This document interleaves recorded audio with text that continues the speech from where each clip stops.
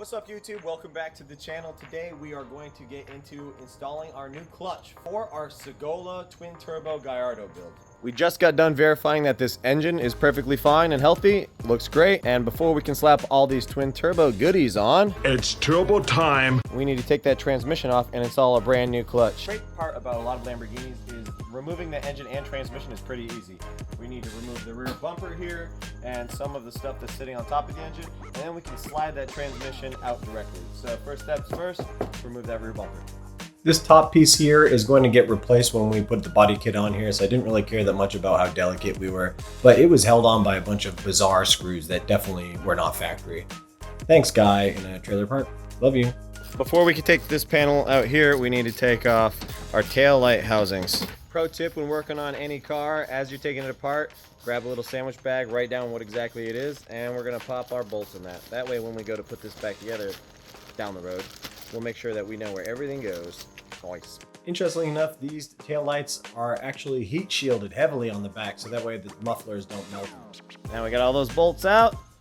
Goodbye, Lamborghini. Now that we have that top part off, we're gonna remove the bottom section of the bumper. If you look here, the previous owner, who may have lived in a trailer park, Julian, did some ghetto, yeah, that's true. Did some ghetto repairs here. I think this is just literally a piece of plastic that he put wood screws in to hold it together. And as you can see here, it was melting. So we're gonna unscrew all this ghetto stuff. This is a homemade diffuser too. I mean, it's kind of cool. You know, I'm not no hate that much. We're gonna remove all this stuff first, and then we can remove that rear bumper and these bars here.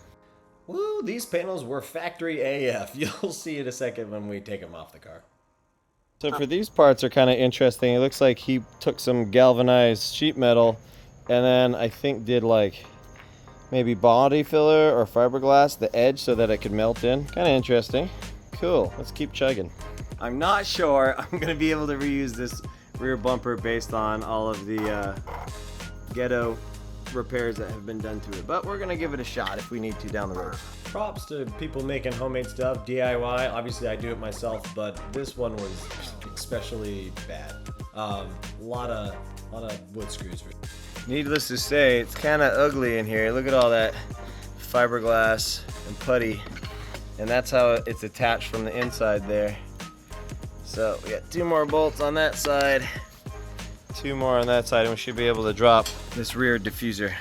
This bad mamma jamma took a lot longer than we anticipated, and it definitely didn't come off in one piece, but who cares? We're not going to use it again. Check it out. Kind of interesting. I mean, it looked almost good on the car, kind of, if you're blind. I know that for sure this is a factory part, so this should come off a lot easier. Famous last words. That being said, it looks like there's a lot of heat shielding that goes onto the rear bumper that is not attached to the rear bumper, so that might end up causing us a little headache here and there. I think the rest of the bolts we have to take off are ones attaching it here and here, and then I think this whole thing will just come right off. And the rear bumper is finally off. Look at that monstrosity. Notice how there's overspray literally everywhere. Yeah, this plastic part was being a huge pain in the butt, and as you can notice, it just shatters. This is a common problem on all Gallardos. The rear bracing that holds these rear bumpers together just starts falling into a bunch of pieces. I don't really know what the solution is. We'll have to figure that out when we put our custom rear fiberglass part on. Now that we have that rear bumper completely off, we have to take off these 2 braces here, and then we can start disassembling the transmission. And now we got Fast Eddie helping out. Thanks, Fast Eddie. He's a fast boy. 4 bolts, she done. It appears this rear brace here is actually bent, so we might actually have to replace that one. See how I notice that's straight up and down? About as bent as my leg. It's pretty bent. Show them that leg. Oh man, oh god. And just like that. Honestly, they make this thing not that hard. Next, we're gonna remove all of the intakes, and then we can move to our 2 little exhaust pipes that came with the turbo kit, but we put them on there just to make sure everything ran fine.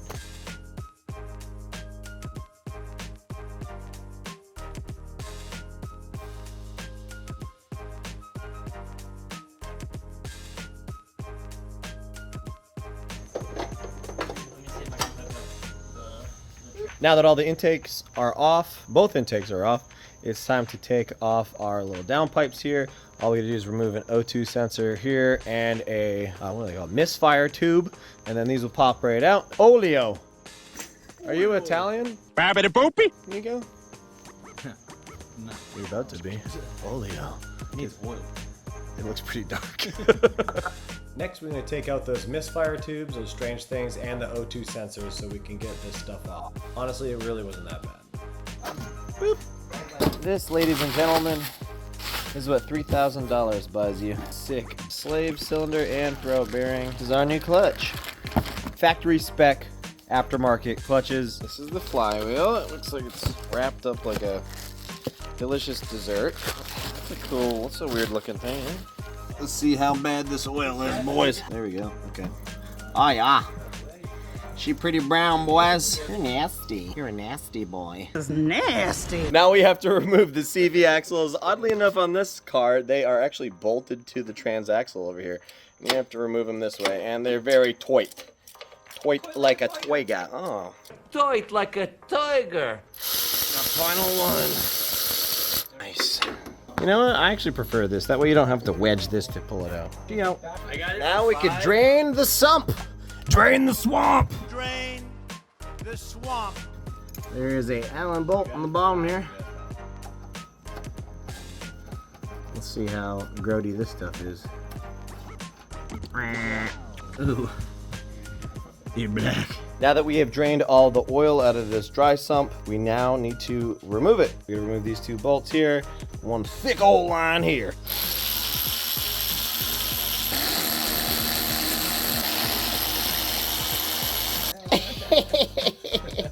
That one was kind of fun to do. The next thing we need to do is drain that transmission fluid. Transmission drain is right here. We got one big old bertha. Boop. Ah, that's some creamy metallic creaminess on that one. I saw a little shine to her. This is transmission milk. Craving some milk. Good old transmission milk. Come here.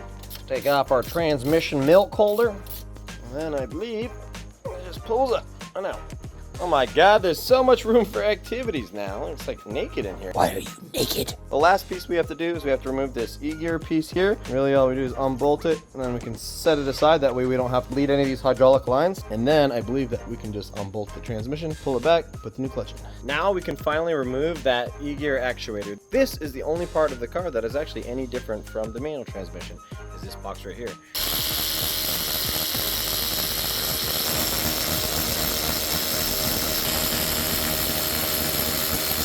And it just pops right off. I say that as I struggle to pop it off. Maybe it's... Ah, there it goes. Hey, look at that, transmission. Just like every normal 6-speed transmission. Just hydraulically driven. The teeth of transmission actually look pretty healthy. The car has 90,000 miles on it, but this transmission looks pretty much brand new. There's definitely not been any grinding on any of the gears, so that's nice.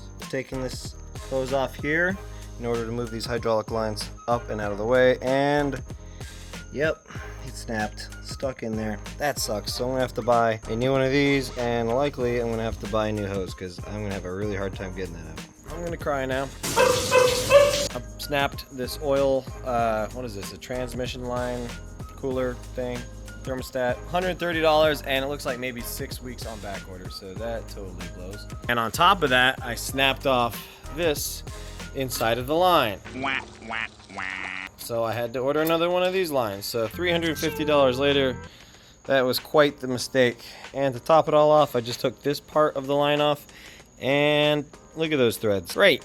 Now we have to take off these two big bolts that are holding the transmission on. Nothing a little ugga-dugga won't get through. The home stretch, boys. We got some bolts back there. Then we should be able to pull her back. All of the bolts are finally off of this stupid transmission. It is now time to finally pull it away from the engine. So we're gonna shake this loose, hopefully, and then we're going to slide it back enough that we can put the clutch in there. You ever humped the Lamborghini?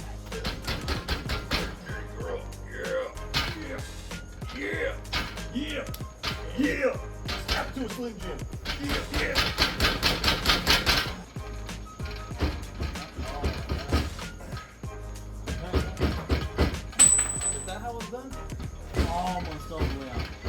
I think this thing's out. worry about your fingers on your clutch, No, your I mean, pressure it's- plate.